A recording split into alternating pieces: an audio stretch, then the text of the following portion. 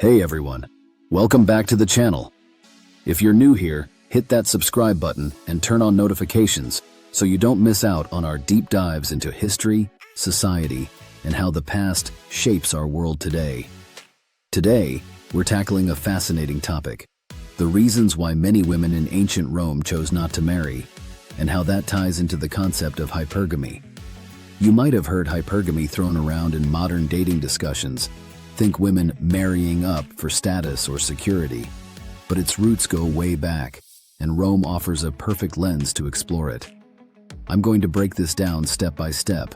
The who, what, when, and why of Roman marriage, packed with facts and figures from historical sources. We'll see how women's choices reflected broader social shifts, and why hypergamy played a role in both encouraging and discouraging marriage. This isn't just dry history.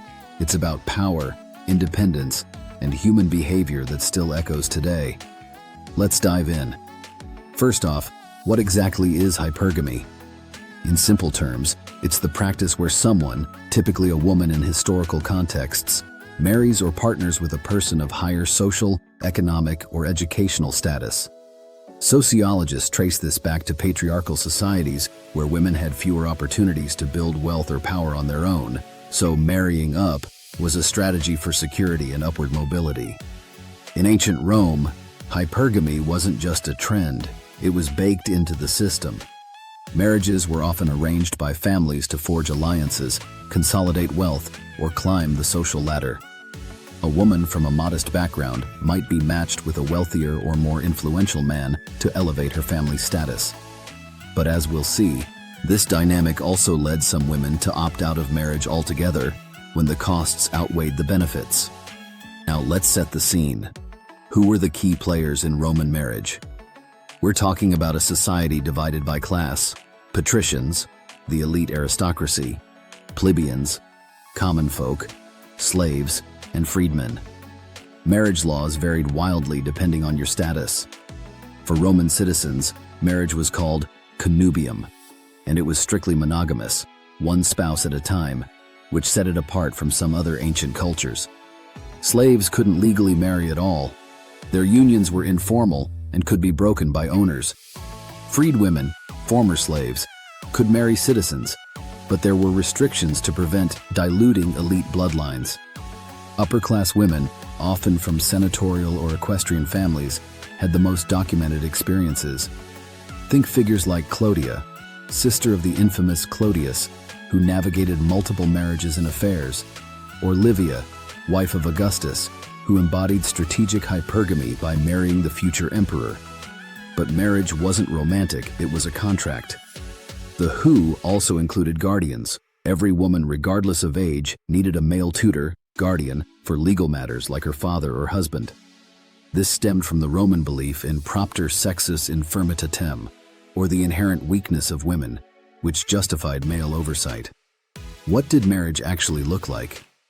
There were three main types. The oldest was confarreatio, a religious ceremony for patricians involving a spelt cake ritual, super formal and hard to dissolve. Then coemptio, a symbolic sale where the bride was bought for a coin, transferring her to her husband's control. But by the late Republic, around 100 BCE, the most common was usus, where a couple simply lived together for a year, and the woman fell under her husband's manus, legal authority. Under manus, she lost control of her property. Everything became his. This is crucial because it highlights the what. Marriage often meant subordination for women. Divorce was easy, no courts needed. Just say, tuas res tibi habeto. Take your things and go, and it was done. Women could initiate it, especially later on, but they risked losing dowries or children who usually stayed with the father. Remarriage was common. Some elite women cycled through husbands for political gain. Facts-wise, historians estimate that by the Empire era, 27 BCE onward, divorce rates among the upper classes were sky-high.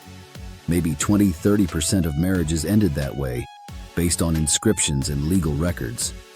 When did all this happen? Roman marriage evolved over centuries. In the early Republic, 509 to 27 BCE. Girls married as young as 12, boys around 14, but men often waited until their mid-20s after military service. Average age for women, 12 to 15. For men, 25-30. This age gap reinforced hypergamy. Older, established men marrying younger women from lower or equal strata. By the late Republic, women gained more rights. The Lex Appia of 215 BCE tried to curb women's luxury spending, but was repealed in 195 BCE after protests, showing growing female influence. The big shift came under Emperor Augustus, 27 BCE, 14 CE. Birth rates among elites were plummeting. Some sources say upper-class families averaged just 1 to 2 children due to contraception, infanticide, and lifestyle choices. Augustus passed the Lex Julia de Maritandis Ordinibus in 18 BCE, banning marriages between senators and freedwomen to preserve class purity, while encouraging hypergamy within classes. Then the Lex Papia Poppaea in 9 CE penalized unmarried citizens over 25 men or 20 women with inheritance taxes. Up to 50% of estates went to the state if you were childless. Widows had to remarry within 2 years. Why? To boost population for the army and economy. Figures. Augustus claimed these laws led to a baby boom, but historians debate it. Pliny the Elder noted low birth rates persisted, with some elites having 0 kids. But here's the twist. Why did women choose not to marry? Independence was key. By the late Republic, many marriages were sine manu, without manus, meaning women stayed under their father's authority, keeping property rights. If dad died, they could become sui juris, independent, after 3 childbirths, for freeborn, or 4 for freed women, per the 12 Tables laws from 450 BCE. No marriage meant no risk of losing autonomy to a husband. A quirky fact, to avoid usus, women would flee their partners for 3 consecutive nights each year. As recorded by Gaius in his Institutes, 2nd century CE, if a woman stayed away trinoctium, the 1-year clock reset, preventing automatic manus. This wasn't rare. Elite women like those in Cicero's letters did it to retain control over inheritances. Why bother? Patriarchy limited women. They couldn't vote, hold office, or serve in the military, but money was power. Wealthy widows or unmarried women managed estates, lent money, and influenced politics behind the scenes, like Veturia, mother of Coriolanus, or the women who funded Brutus's conspiracy. Economic factors played in, too. Dowries were huge, up to 10–20% of a family's wealth, per legal texts. If a marriage failed, getting it back was messy. Plus, with high mortality, life expectancy around 25–30 years, though elites lived longer, widowhood was common, and many preferred it. Tacitus in his Annals notes, elite women avoiding remarriage to keep fortunes intact for heirs. Now, how does this relate to hypergamy? In Rome, hypergamy was the norm for women seeking security in a male-dominated world. A plebeian woman might marry a patrician for status, as allowed after the Lex Canuleia in 445 BCE ended class marriage bans. But as women gained property rights, thanks to laws like the Lex Viconia, 169 BCE, limiting but not eliminating female inheritance, some didn't need to marry up. Why risk manus or a bad match when you could stay single, control your wealth, and hypergamy be damned? Ironically, hypergamy contributed to low marriage rates. With men delaying marriage for careers, military service lasted 16 to 25 years, eligible upward matches were scarce. Soldiers couldn't marry until discharge under Augustus, leading to informal unions and infidelity. Historians like Susan Treggiari in Roman Marriage estimate that by the 1st century CE, 10 to 15% of elite women remained unmarried past 20, bucking societal pressure. This ties into broader decline narratives.